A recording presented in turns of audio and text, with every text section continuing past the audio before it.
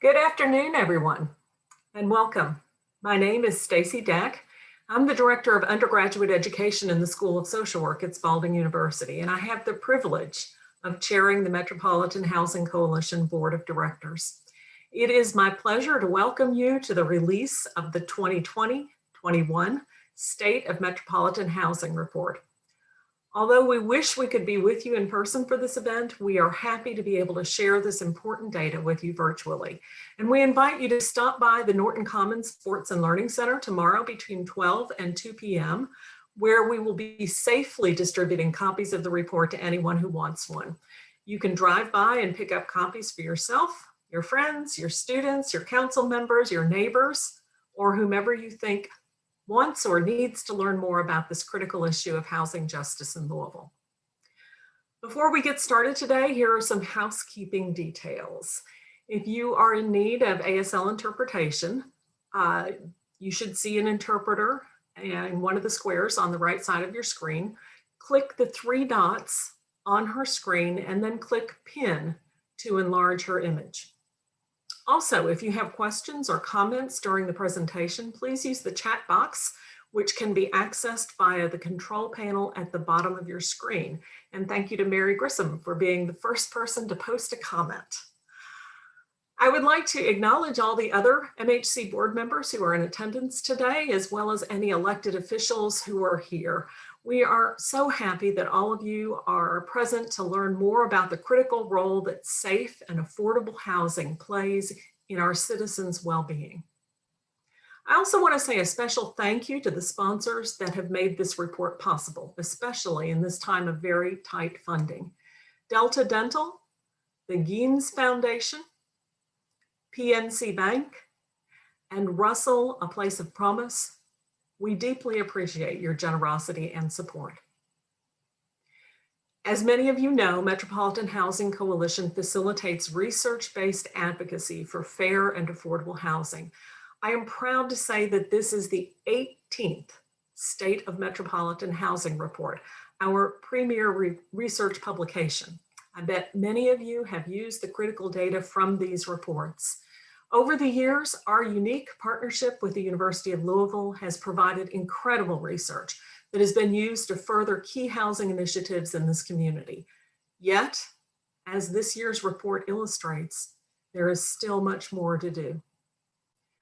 The focus of this year's report is the impact of COVID-19 on a housing system that was already deeply fractured before the pandemic.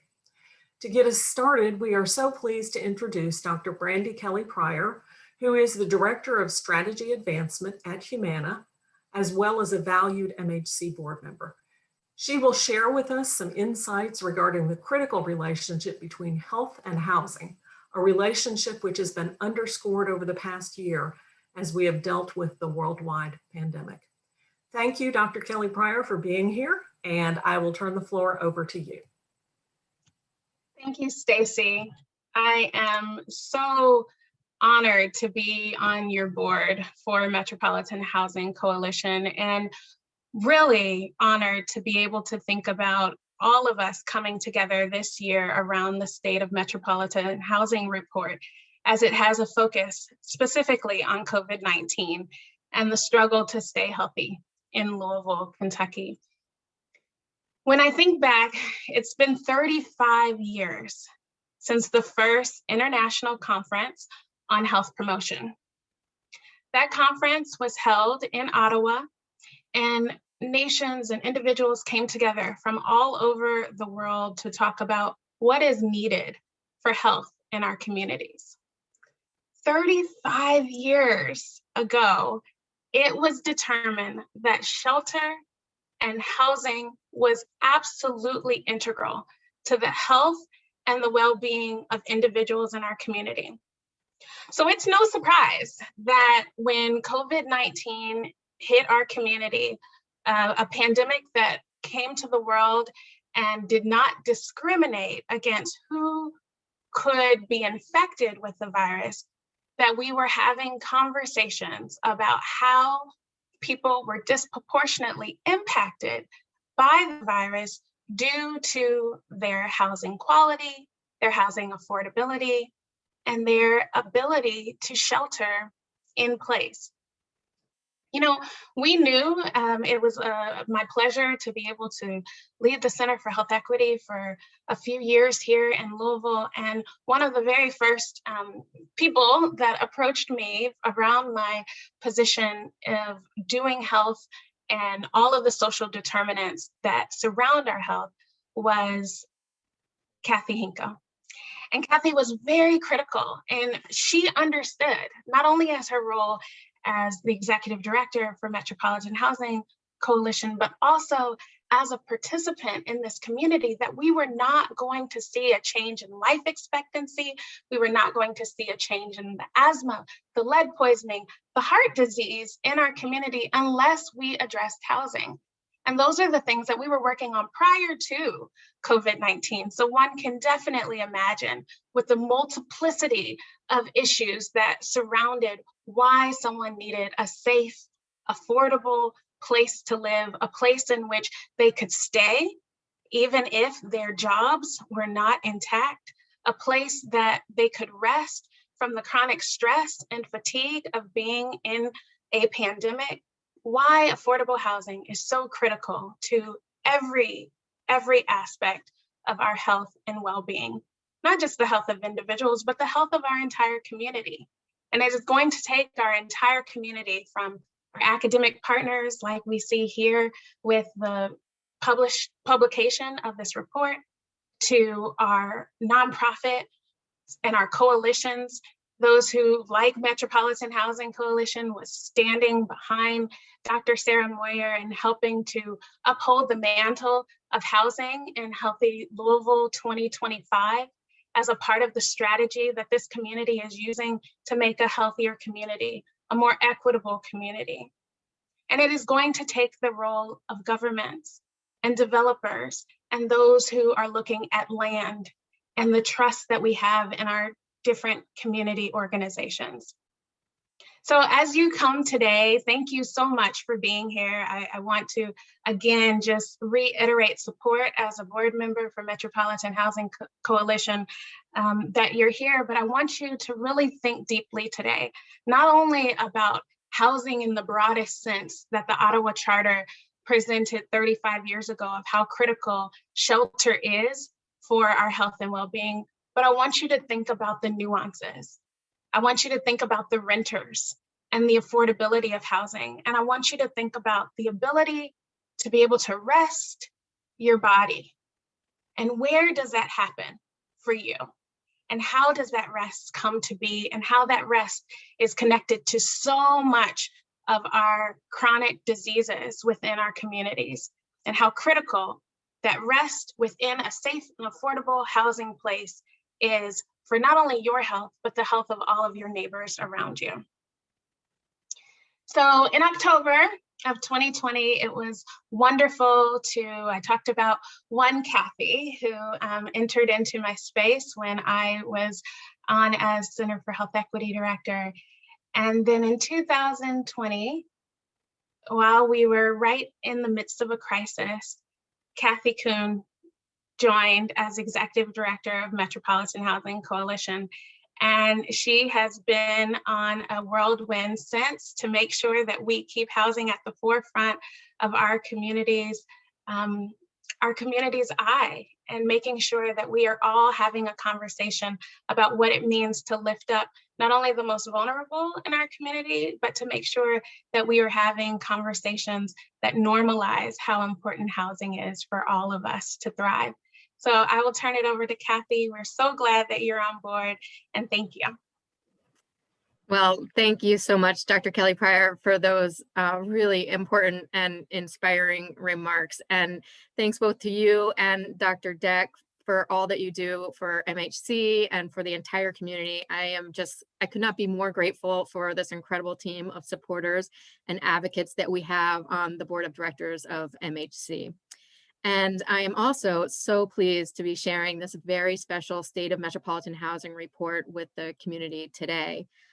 You know, for me, the COVID-19 pandemic has highlighted two kind of paradoxical things. The first is how absolutely critical safe and affordable housing is to the health and well-being of both every single member of our community, as well as to our community as a whole, as was just mentioned by Dr. Kelly Pryor. But the second is that the structures and the systems that control our access to safe housing have extremely disparate impacts by race and ethnicity and income in Louisville. And over the course of the past year, we've seen people lose their jobs, be unable to pay their rent, fall behind on their utility bills, and in many cases be evicted or displaced despite a federal moratorium that was supposed to prevent people from losing their homes. And as you will read in this report, and as you will hear today, those most likely to get an eviction judgment against them and a warrant issued for their setouts are more likely to live in districts that are predominantly Black and African American and encompass census tracts with some of the city's greatest rates of poverty, disability, and single female-headed households with children. If you'll indulge me for just a second, I'd like to draw your attention to the report's cover, which is shown here on this slide, in which you'll see an illustration of a Petri dish. Surrounding the Petri dish are images representing the various ways in which COVID-19 has exacerbated people's ability to remain safely housed. And in the center of the Petri dish is an image of the scales of justice, or in this case, injustice, reflecting for me the significant injustice that continues to occur in our city and within our court systems related to access to fair and affordable housing, injustices which have only been magnified by the impact of the pandemic. But in addition to magnifying the housing injustices that we face in our community, the Petri dish on the cover can also represent this unique moment, which has fostered so much development and so much innovation. This year's report documents all of the complex issues that we are facing as it relates to housing stability in our city. Yet this Petri dish on the cover also symbolizes all of the hard work, innovation, and meaningful collaboration that is happening, giving us the possibility of true change. To that end, it is critical that we are documenting the work that is being done, that we are learning from our mistakes, that we are building on successful innovations and collaborations that can make transformational change a reality. And so with all of that in mind, I will introduce Dr. Lauren Howerly, who is the director of the Center for Environmental Policy and Management and Associate Professor of Sociology at the University of Louisville, and who is a tremendous friend of MHC and also one of the lead authors of this report. Lauren, I will turn the floor over to you. Thank you so much, Kathy. So welcome to the 2020-2021 State of Metropolitan Housing Report virtual release. I want to say that it's been a pleasure getting to know Dr. Kathy Kuhn this year under the strangest of circumstances. We have yet to meet in person, yet I feel like I know her very well. Louisville is so lucky to have you, and I, for one, am grateful for your work and the effort that you've put into getting to know us. I feel like you dove straight feet first into figuring us out. And thank you, Tony, for herding all the cats and managing this enormous transition. I've had the honor of working on the report since 2006. And when we decided not to put out a report in the fall of 2020, but rather in the spring of 2021, I was still not quite prepared for writing it during such swiftly changing policy contexts and during a time when it feels as if everything is at risk. However, our team managed to pull it all together in what I think will be another useful report for policymakers, housing advocates, and service providers. Our team this year includes me and Rebecca Halprin from Sociology Department, Dr. Kelly Kinahan, Mark Long, and Rob Monsma, all from Urban and Public Affairs. Dr. Jamar Wheeler provided us with valuable review and editorial assistance. Thank yous also go to the design team at Dogo Communications, Cheryl Ulrich Barnett and Michael Barnett, who are really patient with us and our writing process. Finally, a really big thank you to the local agencies who continue to provide data for the report: Louisville Metro Government, Louisville Affordable Housing Trust Fund, Louisville Metro Housing Authority, and the Coalition for the Homeless. We couldn't do this report without you all.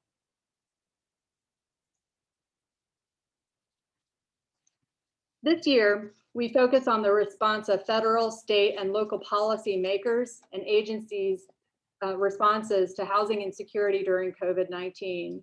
The report examines policies implemented from March through December of 2020 and provides a look at data that help us see that COVID laid bare and exacerbated already existing social, economic, and health inequities. I'm going to provide you with a quick overview of the report and highlight what we will cover today, and then I'll hand it over to our team members.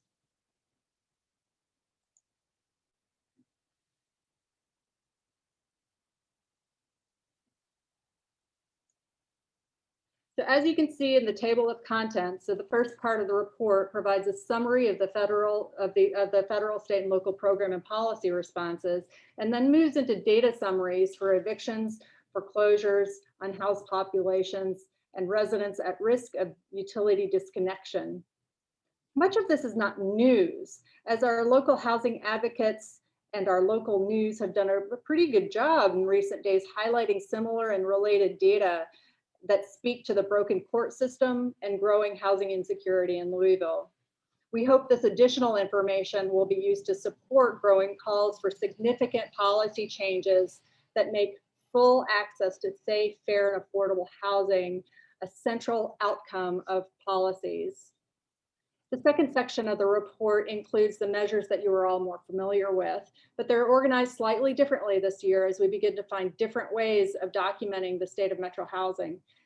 We'll not go over these sections today, and I'll simply say that they continue to show that we have a huge amount of work to do to ensure that people have access to safe, fair, and affordable housing now and after we emerge from this current pandemic. My students get a little upset with me when I say this is only the first pandemic, but it's true. We need to be prepared for ongoing crises that are going to befall us. The third section of the report is where you will find our discussion of the new Fair Housing Ordinance Amendment, role of zoning on housing inequality in Louisville, and why the review of the Land Development Code is an important step, one of many, in mitigating obstacles. We alert you to two important housing discrimination cases, the Redfin and Prospect Cove lawsuits. And finally, we provide a brief update on LMHA's redevelopment of Beecher Terrace. We know there's a great deal more happening in the Russell neighborhood that deserves a deeper analysis. We decided to prioritize our attention on the COVID-19 policy response this year. However, we encourage you to get yourself a copy of the first public report from Russell, A Place of Promise, about the work that they've been doing for the past 3 years. They released it last week, I believe. We'll return to more detailed analysis of activities in Russell in the future, of course. It's too important not to. Today, you will first hear from my colleague, Rebecca Halprin. She will walk you through the complexity of the federal, state, and local policy responses. Then Dr. Kelly Kinahan will discuss the patterns we saw in eviction data and Louisville Metro's ongoing review of the Land Development Code. I will return to discuss the 2020 amendment of the Fair Housing Ordinance and our concern about utility and security in the context of the recent PSC rate case settlement. We'll wrap up by highlighting some of our key recommendations. So now I'll turn it over to Rebecca Halprin. Thanks, Lauren. So first, thinking about housing policies in the face of a deadly global pandemic, how did we respond? COVID was and still is a very difficult and complex context to grapple with as our knowledge and circumstances shifted rapidly and without warning. This was made more complex by the different levels and speed at which policy was being crafted. On page 5, we see that at the federal level, we sent out stimulus payments to some people. We extended unemployment insurance to some people. We sent money directly to state and local governments, and the CDC implemented a nationwide eviction moratorium that prevented many but not all evictions. On page 8, we see that at the state level in Kentucky, we expanded unemployment, issued eviction and utility disconnection moratoriums. We expanded our social safety net through programs like Healthy at Home and Team Kentucky funds. On page 9, we see that at the local level, we primarily created and expanded funding in a variety of assistance programs like the Louisville Cares program, the Landlord Tenant Rental Assistance Program, the Court Eviction Diversion Pilot Program, the Low Income Home Energy Assistance Program, and the COVID-19 Utility Relief Fund. So overall, we identified 7 major programs that provided rental and/or utility assistance to those affected by COVID-19 related challenges. And so there are 2 major takeaways from this section of our report about our policy priorities. So first, we found that the only major sources of cash in hand income to those who were struggling were primarily through unemployment and the stimulus checks that went out. Primarily, though, it was unemployment. Controllable income that can be spent, by the beneficiary however they choose. So this idea of agency, right, is crucial. Individuals know their situation best, so through unemployment and stimulus monies, they had the agency to address their situation in whatever manner they felt best met their needs. However, many people fell through the very large cracks in our system, which we discuss on page 7. Kentucky's unemployment system is old. It's been systematically defunded and understaffed over the years. And most importantly, it was never designed to replace wages fully. So for many people, benefits were insufficient. For tens of thousands of others, they had to wait months to get their benefits. Many are still waiting right now. A lot of that is due to automatic flagging brought about by a confusing and hard to navigate system that is designed to prevent fraud over getting people the money they are owed. When we look at the structure of the assistance programs, we realize there were no significant ones that gave the funds directly to those who needed the assistance. All funds were paid directly to landlord or utility companies. For the few that offered other types of assistance, it was primarily placed on, for example, a gift card to a grocery store or paid directly to a pharmacy. Most programs verified applicant information, then took down the information of whom the money was going to go to, verified them, and cut them a check. And so these steps could take months, which is something that I can personally attest to. So what does it say to us about our priorities when we're not stopping at that first step? So verify applicant information and cut them a check directly. It says that we do not trust poor people to make financial decisions in their best interest. And so what's our second takeaway? Prior to COVID, when we thought about evictions, help was inconsequential.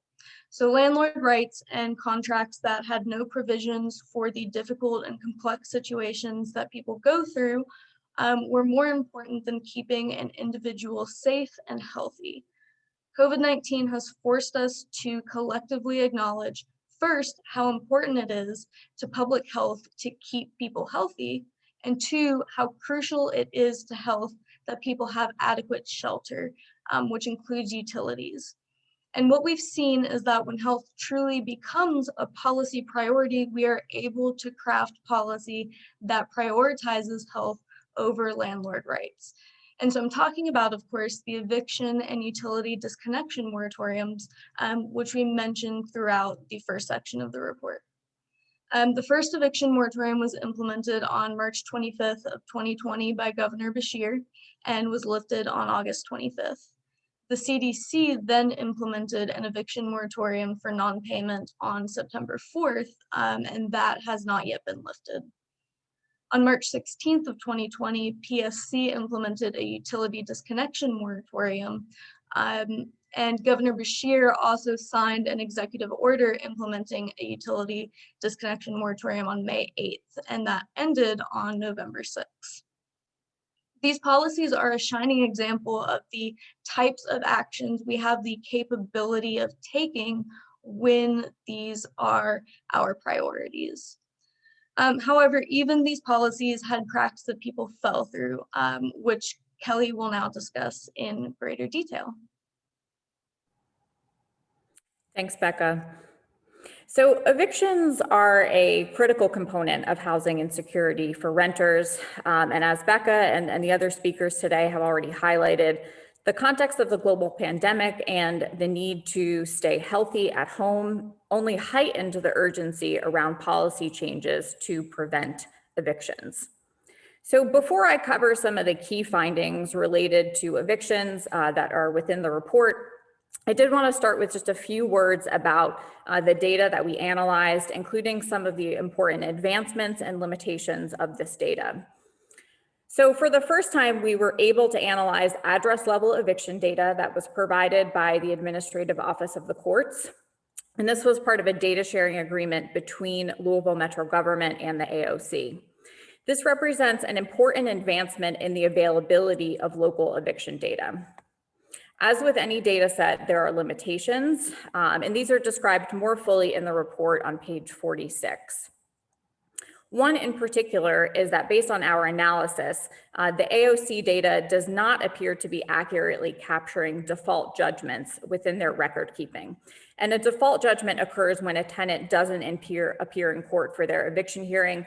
It's well established that this is a fairly common occurrence, and it happens for a variety of reasons, be it the tenant not receiving notice of the eviction hearing, work or childcare conflicts, lack of transportation, or in COVID times, inaccurate Zoom information, which was the platform on which the hearings were being held. So while we recognize that the AOC record-keeping process is not necessarily intended for research purposes, it's critically important to understand missing data or data inaccuracies because this information is being used to shape local policy changes. So for instance, a very recently adopted ordinance from Louisville Metro Council will now provide free legal services to low-income families with children that are facing eviction, which is a critical and important local policy change that should help keep families housed. But accurate data is necessary to craft these types of local policy responses to reduce evictions. So turning to our next slide.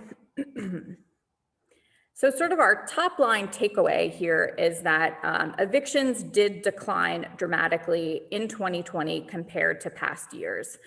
So this is a figure found in the report on page 13. And here we're comparing total eviction filings by month in 2018, 2019, and 2020. So overall, we see a 62% decline in total eviction filings from 2019 to 2020. And Louisville's eviction filing rate was 5.4% in 2020, which was much lower than in previous years where it hovered around 14%. This decline is the result of state and federal eviction moratoria, as Becca outlined previously, as well as vastly expanded funding for rental assistance. So while this drop in eviction filings is substantial, it's also reflective of the extreme housing insecurity faced by renters before the pandemic, when Louisville's eviction filing rate was more than double the national rate. It's also important to note that the data don't capture informal evictions, so those that occur outside of the legal system, which are common, and again, another example of people potentially falling through the cracks and not being covered within this data. On the next slide, we're showing you two maps that are contained within the report showing the spatial concentration of evictions. So despite this overall decline in evictions in 2020, where evictions were occurring or the location continued to be concentrated in Louisville and didn't necessarily change from past years. So evictions remained clustered in Western, Southwestern, and South Central Louisville. And these are the areas in the darkest shades of red on the map. The map on the left is showing eviction filing rates from 2019, and the map on the right is showing 2020 eviction filing rates. Places with high eviction filings also tend to have higher concentrations of Black households, households experiencing poverty, and people living with disabilities. So while the moratoria and rental assistance programs helped to reduce the overall rates, these policy changes did not disrupt the spatial patterns of evictions, which again mirrored what we saw in pre-COVID times. On the next slide, I want to point out some other important patterns that we discuss in the report, and this is on pages 15 and 16. So one of the things that we found is that while the total number of eviction filings fell, we found that the rate of eviction judgments, as well as the rate of warrants being issued in 2020, were quite similar to rates that we saw in pre-COVID times, again in 2018 and 2019. And again, this is despite the overall filings being lower. So this map up here on the screen, which is found on page 17 in the report, shows the location of the 2,938 eviction filings that occurred after the statewide moratorium was in place. This map also shows the different breakdowns in the outcomes of those cases. So judgments in favor of the plaintiff or the landlord are those in red. The single judgment in favor of a defendant or a tenant is in green, and you can see that by the green arrow on the map. Cases that were dismissed are in blue, and cases where warrants were issued are shown in yellow. So the key spatial concentration pattern that we observe here is, again, among these post-moratorium evictions, the greatest concentrations are found in Metro Council districts 1, 2, 5, 6, and 15. So overall, this map is highlighting some of the gaps and limitations of the piecemeal eviction moratoria that were in place. So the moratoria only applied to non-payment of rent cases, and this allowed landlords to proceed with evictions for other reasons, including lease expirations or lease violations. Additionally, in the case of the CDC's federal moratorium, renters were only protected if they took it upon themselves to file a declaration, which was an added burden to be able to stay safely housed during the global pandemic. Turning to some of the key policy lessons, one important thing that we learned from the pandemic is that policy change around eviction is indeed possible. And that the policy changes that were implemented, while they weren't perfect, they did make a difference and they kept people housed. We also now have evidence to support long-term policy changes or long-term measures that can help to decrease evictions. Specifically, we see from the 2020 evidence that limiting landlords' ability to file evictions and not providing robust rental assistance together can be effective changes for reducing evictions in Louisville. We're now going to transition to some important updates to local policies that impact safe, fair, and affordable housing. And one significant process that Lauren mentioned earlier that's in its early stages are changes to the Land Development Code or the Zoning Code, which is the legal ordinance that regulates the built environment, including land use and the physical form of buildings. The specific focus of this review process, which is being spearheaded by Metro government and the planning offices within Metro government, is to make changes that would support more equitable and inclusive development.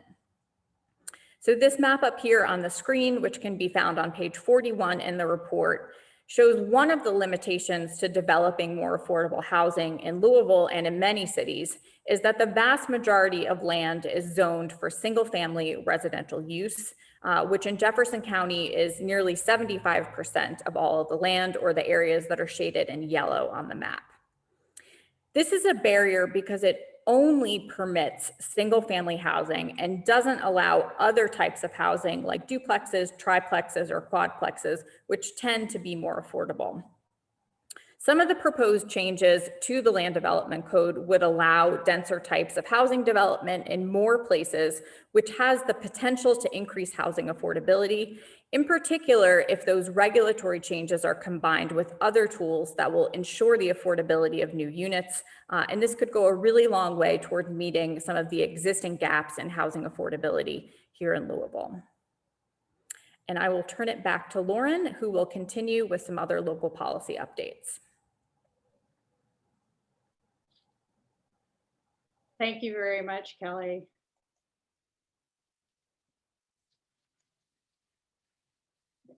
So we wanted to be sure to highlight a big win for improving access to safe, fair, and affordable housing in Louisville, and that is the amendment to Louisville's Fair Housing Ordinance that went into effect in December 2020. This amendment means that landlords in Louisville can no longer use homeless status, prior military service, conviction, and arrest history with some exceptions, or source of lawful income as valid reasons to deny renter applications. I want to highlight the source of income status. This includes things like Section 8 vouchers, child support, Social Security, and alimony. This is important because we see for rent signs all the time that say no Section 8. This particular picture was taken on my street just 2 months ago. Also, when we look at maps like this one that we've produced over the years, many years, and this year you'll find it on page 29, it shows where residents who use Section 8 vouchers are located. We find that they're concentrated in West Louisville. We know that no Section 8 has also been used as a veil to say Black tenants are not welcome. So this is no longer an option in Louisville. It's one step of many needed to improve renter location choices. What remains to be seen is whether or not this will contribute to changes in this map.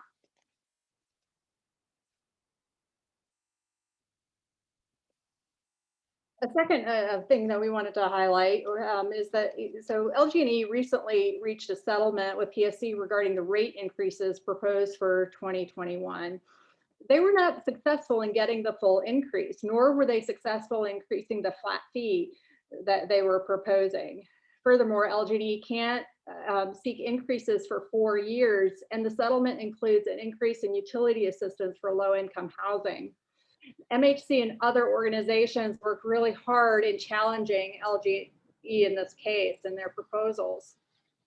In the report, our analysis of LG&E customers within Jefferson County who have been threatened with having their power shut off between 2019 and 2020 further highlights why this matters. So as you can see on this map, which is on page 22 of the report, the monthly average number of customers at risk of losing their electricity and gas increased dramatically between 2019 and 2020. And the zip codes with the highest percent change in areas with high levels of poverty and Black households. Even though there was a moratorium on disconnections and late fees for a period of time, residents continue to accrue debt. Disconnections and late fees are going to resume in June so far. And interestingly, LG&E's own data in the rate case shows that late fees don't actually work to deter late payments. Just last week, WFPL reported that across the LG&E service area in Kentucky, there are more than 30,000 LG&E customers enrolled in the late payment plan. This is going to have a disparate impact on customers located in West Louisville, where there is a higher concentration of those threatened with disconnection and growing late fees. This will impact credit ratings, their future ability to recover from the economic devastation of COVID-19. This also means that we will have a growing utility cost burden households at a time when evictions also resume. Even so, though the rate case LG&E sought was not fully granted, it is not a total win, and the increase permitted along with the accruing customer debt will certainly put a strain on already cost-burdened households.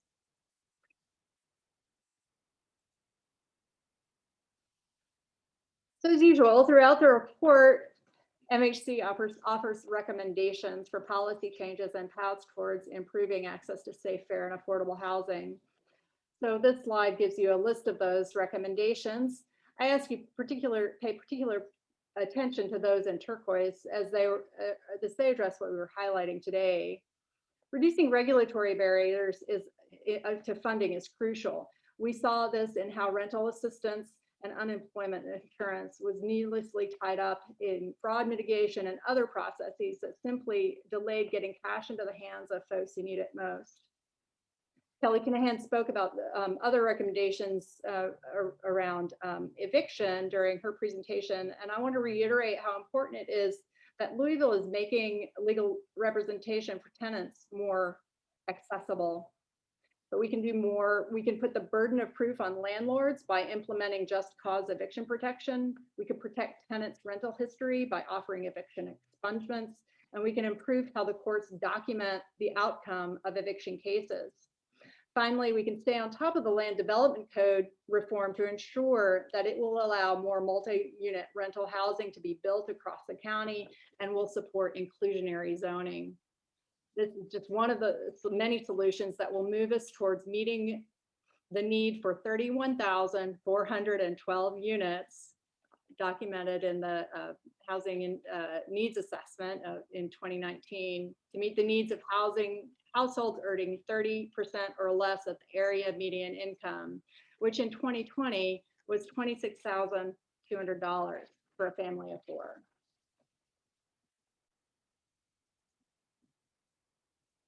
I want to make sure, to wrap up, I really want to make sure folks are on this call hear me when I say that our local agencies are working to get folks access to rental assistance and eviction prevention.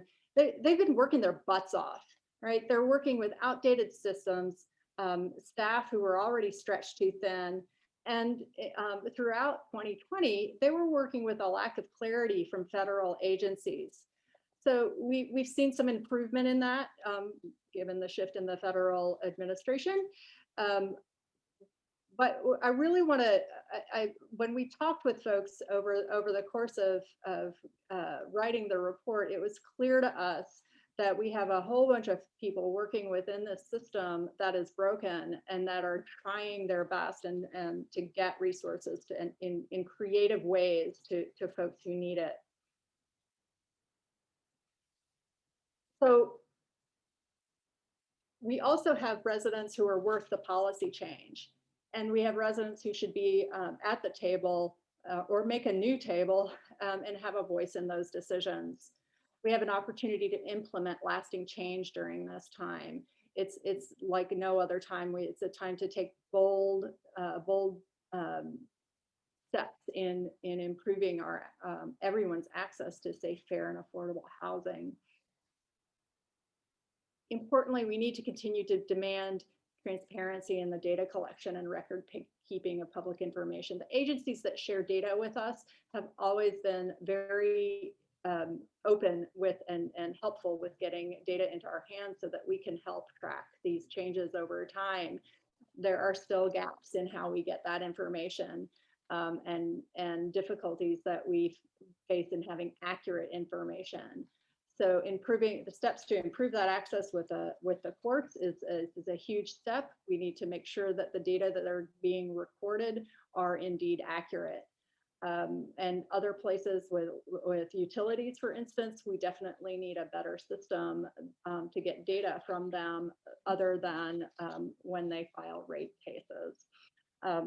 So I want to thank everybody for being here with us, and please let us know if you have any additional questions. I'm going to turn it back over to Kathy Kuhn to close us out. And thanks for taking time today.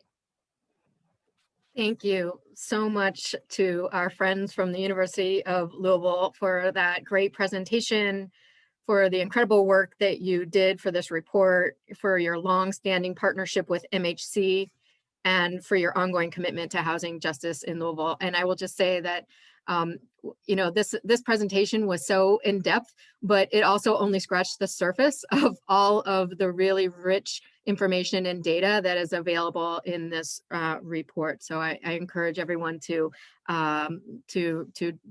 read the report either electronically, or you can get a hard copy at our event tomorrow.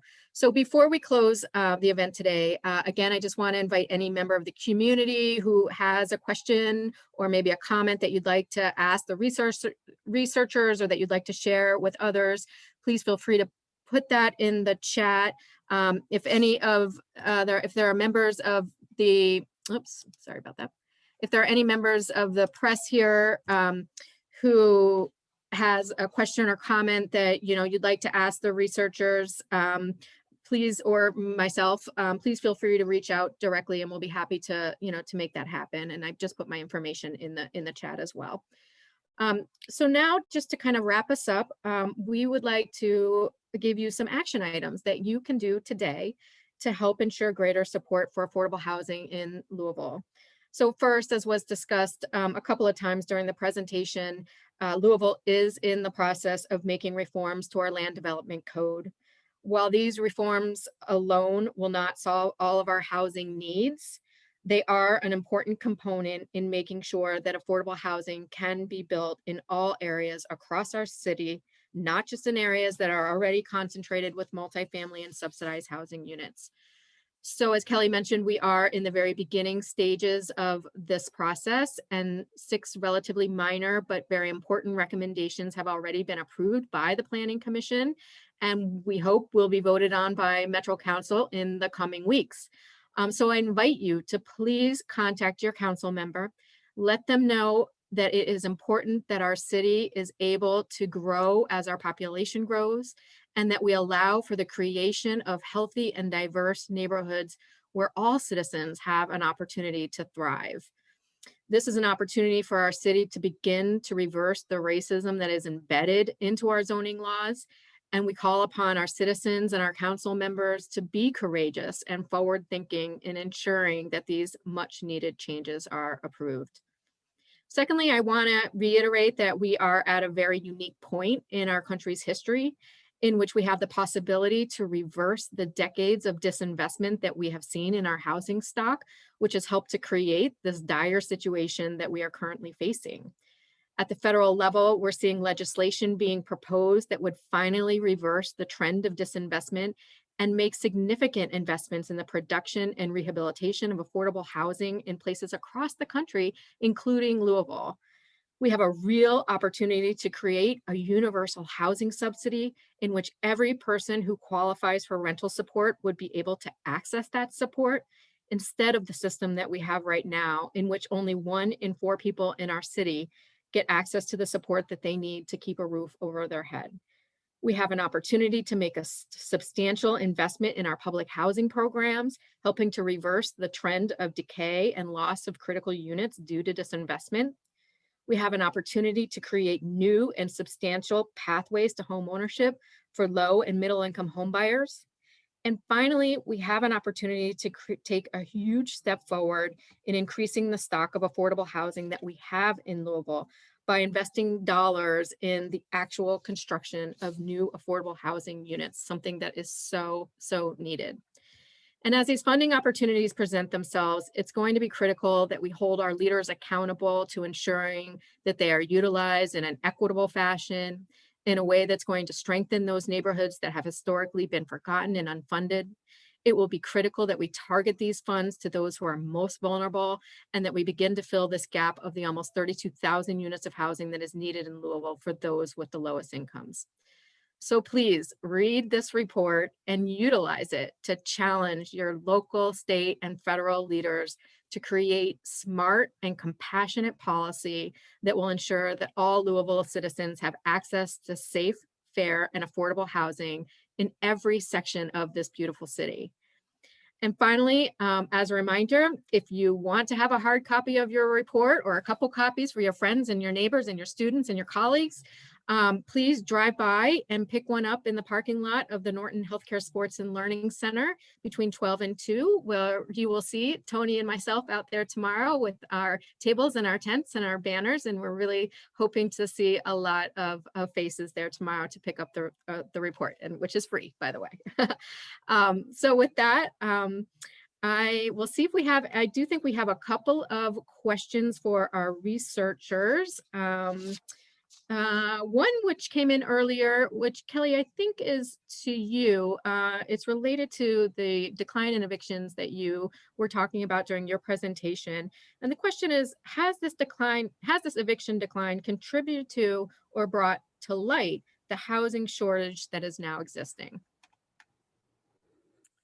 Yeah, I think, so we didn't necessarily look directly at that relationship between evictions and any changes in housing stock. But I think, you know, the more fundamental issue was we already had a major gap in affordable housing units that we needed before COVID, right? So Kathy just mentioned that number, Lauren mentioned that number at the end of the presentation. So almost 32,000 units were needed for our lowest income households.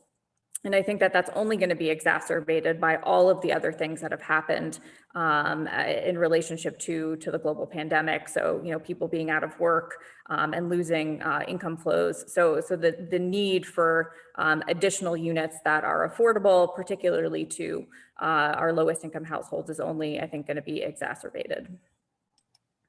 Yeah, thank you.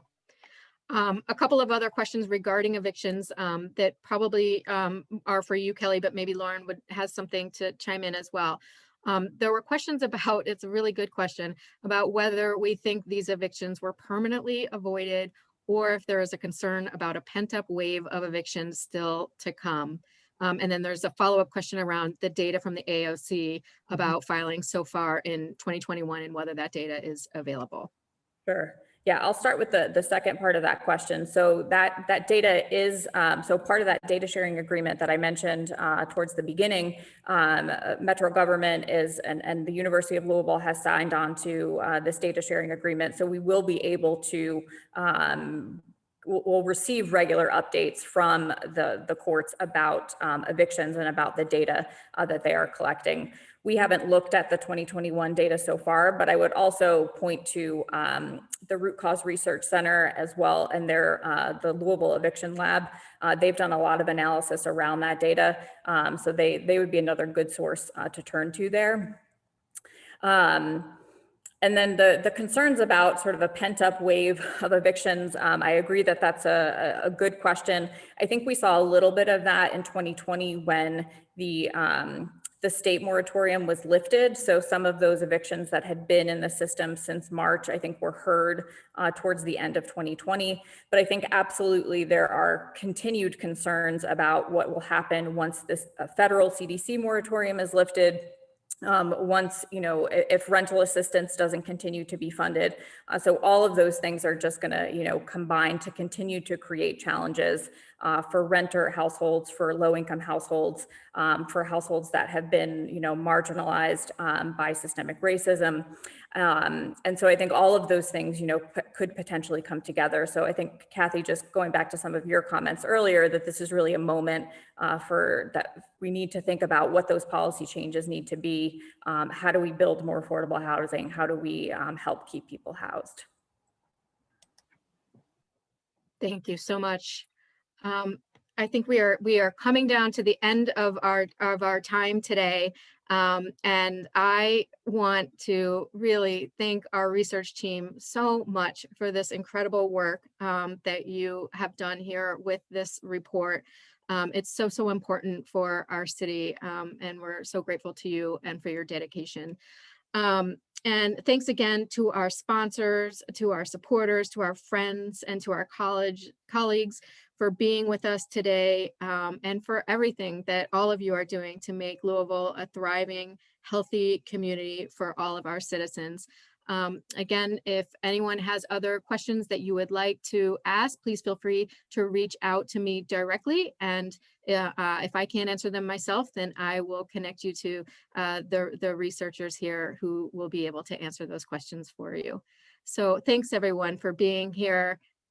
Please join us tomorrow if you'd like a hard copy of the report. Look forward to seeing you again soon. Bye-bye.